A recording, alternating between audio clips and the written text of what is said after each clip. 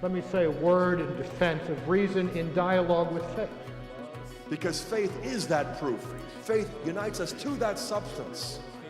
But reason, in order to realize its full potential, needs the horizons revealed by and truths contained in the faith. And not just any faith, but the Catholic faith.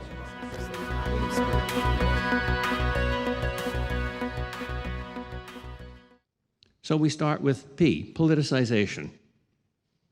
We have persuaded most Americans to treat their religion as a kind of politics, and their politics as a kind of religion.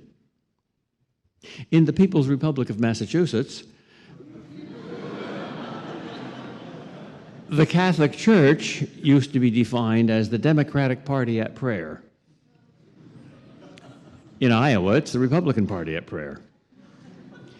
Treating politics religiously is, of course, a form of idolatry, and all forms of idolatry are deeply gratifying to us. So it doesn't matter to us whether they worship the donkey or the elephant, as long as they don't worship the enemy. You see, they have to absolutize politics because they relativize religion. Everybody needs an absolute somewhere. So we have persuaded many of them to judge their faith by the standard of political correctness, rather than vice versa. To relativize everything supernatural and absolute, and to absolutize something natural and political. Any one particular political agenda will do.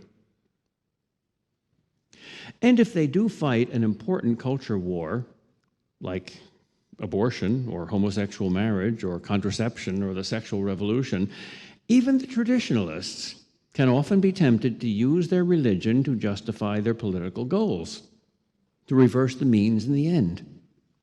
The trick is to get them to focus all their energies on political success regarding their favorite issue, and have them to treat the rest of the faith as a mere means to that end. The most wonderful thing about politicization is that it makes them sacrifice concrete persons to abstract impersonal causes. They can even come to think that they're saints and heroes of charity because their hearts bleed for people they've never met in some faraway place, even while they're neglecting the people closest to them, usually their own family. In other words, it's surprisingly easy to get them to fall in love with humanity instead of their neighbors.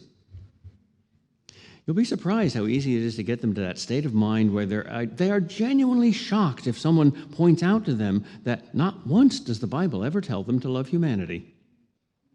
That glimmering, glorious, abstract cloud of idealism. But always their neighbor, that humdrum, inconvenient, unspectacular idiot they live with.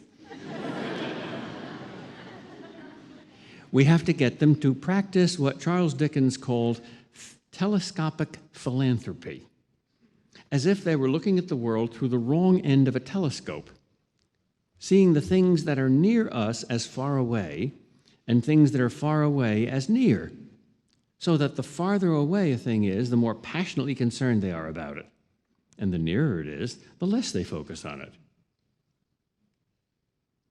Above all, keep them focused on what other people ought to do. Don't let any of them make themselves the object of their own passion. Don't let them demand of themselves that they become saints. Suggest to them that it would be selfishness to work passionately for their own sanctification. Of course, that's the biggest lie in the world, since the essence of sainthood and sanctification is unselfishness. But as one of our most successful disciples, Adolf Hitler, so brilliantly taught, they can often be suckered in by the big lie more easily than by little lies.